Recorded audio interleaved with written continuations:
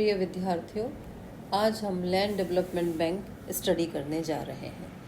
इस चैप्टर में हम लोग लैंड डेवलपमेंट बैंक का मीनिंग, फंक्शंस और शॉर्टकमिंग्स को पढ़ेंगे। जैसा कि हम जानते हैं कि जितने भी कमर्शियल बैंक्स और अन्य बैंकिंग संस्थान हैं वो किसानों को सीधा लोन उतनी अच्छी तरीके से प्रदान नहीं करते जितना कि उनको आवश्यकता है। किसानों को अधिकतर अपनी भूमि में परमानेंट चेंजेस करने के लिए लॉन्ग टर्म लोन्स की आवश्यकता होती है। ये लोन जो है लगभग 5 से 20 साल की अवधि के लिए किसान लेना चाहता है, जिससे कि वो अपने इक्विपमेंट्स जैसे कि पंप सेट, ट्रैक्टर, इन सब को खरीद सके, या अपनी लैंड के रिक्लेमेशन के लिए, फेंसिंग के लिए, नए कुएं खोदने के लिए, या उसको टैंक बनाना है या ट्यूबवेल लगानी है, और या नई ज़मीन का टुकड़ा अगर उसको खरीदना है तो इस हेतु वो क्या करता है, दीर्घ अवधि के लोन को लेना चाहता है।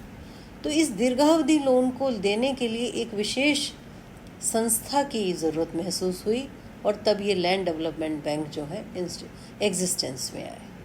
शुरू में इन बैंकों की स्थापना कोऑपरेटिव लैंड मॉर्गेज बैंक के रूप में की गई थी। सबसे पहला बैंक जो है पंजाब में जिंद ज़िले में 1920 में स्थापित किया गया था। ये बैंक मुख्य रूप से किसानों की ज़मीन को अपने पास मॉर्गेज रखता था और उनको लोन प्रदान करता था। लेकिन 1966 और 67 में इन बैंक्स का नाम बदल के लैंड डेवलपमेंट बैंक कर दिया गया। तो आप ये समझ सकते हैं कि एसेंशियली जो ये बैंक हैं वो कोऑपरेटिव इंस्टीट्यूशंस हैं, लेकिन इसमें कोऑपरेटिव सोसाइटीज़ का डायरेक्ट या पर्सनल इन्वॉल्वमेंट नहीं है, जैसा कि कोऑपरेटिव बैंक में आपको देखने को मिलता है। अब सवाल आता है कि ये बैंक जब फंक्शन करेंगे तो इनके पास पैसा कहाँ से आएगा, इनके पास अपना शेयर कैपिटल कहाँ से आएगी। देखिए, तो शेयर कैपिटल के लिए ये डिपॉजिट्स लेंगे, डिबेंचर्स लेंगे, और इनके अतिरिक्त इनको स्टेट बैंक, कमर्शियल बैंक और स्टेट कोऑपरेटिव बैंक जो है वो लोन भी प्रदान करते हैं।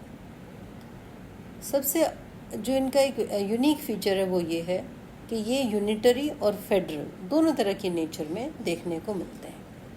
बिहार, गुजरात, महाराष्ट्र, उत्तर प्रदेश ऐसे प्रदेश हैं जहाँ पर कि यूनिटरी स्ट्रक्चर को फॉलो किया जाता है, यानी पूरे प्रदेश में आपको एक बैंक दिखाई देगा। लेकिन जो दूसरे स्टेट्स हैं वहाँ पर ये फेडरल स्ट्रक्चर फॉलो किया जाता है। तो जहाँ पर फेडरल स्ट्रक्चर है वहाँ पर 2 टायर सिस्टम आपको देखने को मिलेगा।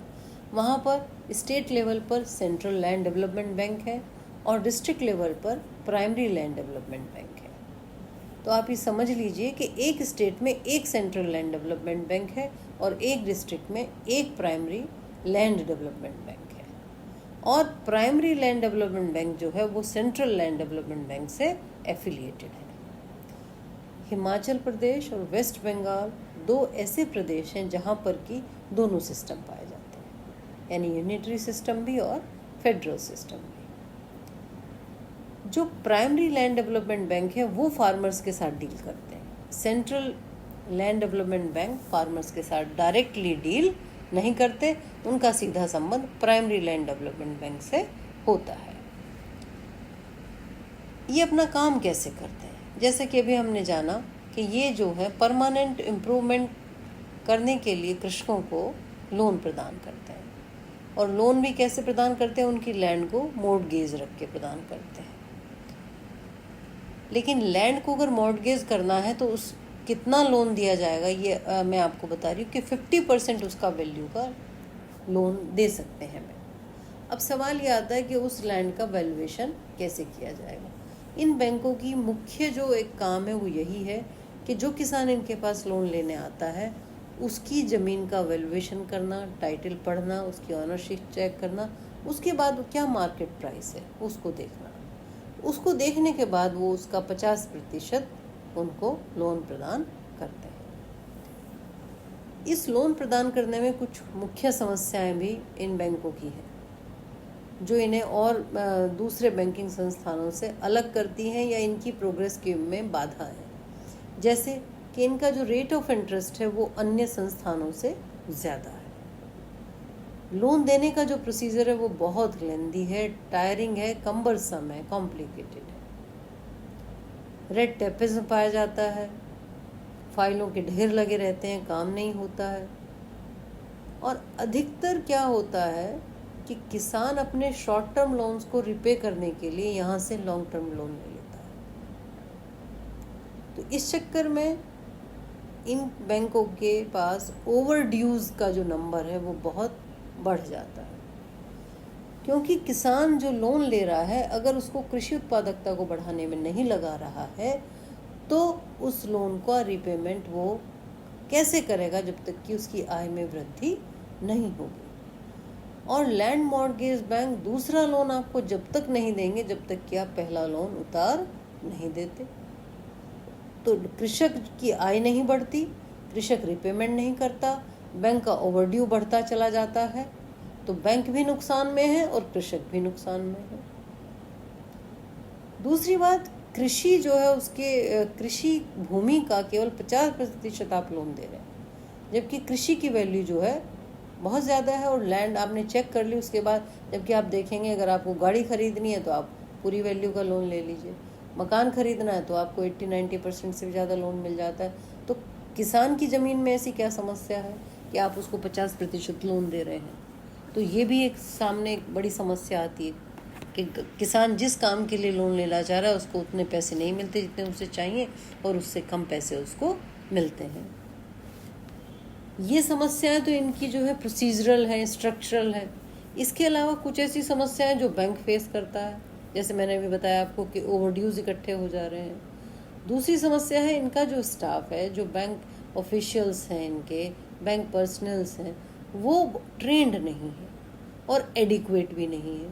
अगर 4 आदमी है तो उनके पास 1 आदमी है, तो काम भी देर से हो रहा है और काम भी सही तरीके से नहीं हो रहा है। और जब ये सारी चीज़ें उस ज़मीन के टुकड़े की सारा जांच पड़ताल करते हैं, उसमें इतना लंबा समय लग जाता है, इतना डिलेड लोन मिलता है, कई बार जो है किसान यहाँ से छोड़कर किसी दूसरी बैंक से लोन ले लेता है।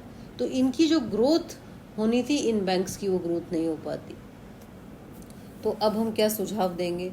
हमारा सुझाव ये है कि सबसे पहले तो आप अपने टेक्निकल और मैनेजरियल स्टाफ को स्ट्रेंथन कीजिए, उसको अपडेटेड कीजिए, उसको नई टेक्निक्स पढ़ाइए, जिससे कि वो कंप्यूटर पे काम करना सीख जाए, आईटी एक्सपर्ट्स हो जाए, अपना सारी चीज़ जो लैंड रिकॉर्ड्स हैं वो ऑनलाइन हो जाए, वो वहीं बैठे बैठे सारी चीज़ें चेक कर सके with the click of mouse.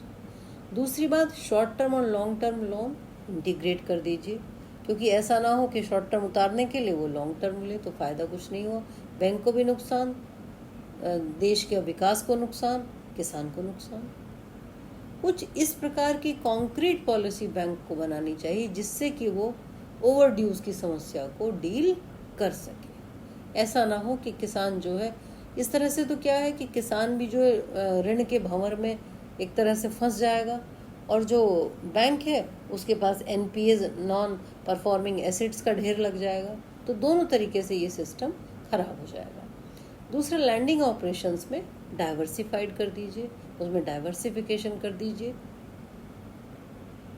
जब आप ये सारी चीज़ें कर लेंगे तो किसान को भी फ़ायदा होगा और बैंक को भी फ़ायदा होगा और कृषि को भी फ़ायदा होगा, क्योंकि सरकार का मुख्य उद्देश्य इन बैंकों को बनाने का यही था कि कृषि की जो प्रगति है वो तेज गति से हो, क्योंकि ऐसा ना हो कि खाली सेकेंडरी और टर्शरी एक्टिविटीज़ जो हैं उन्हीं में हमारा ग्रोथ रेट बढ़िया है, और प्राइमरी सेक्टर जो कृषि का हमारा मुख्य क्षेत्र है वहाँ पर हमारी ग्रोथ रेट आज भी कम बनी।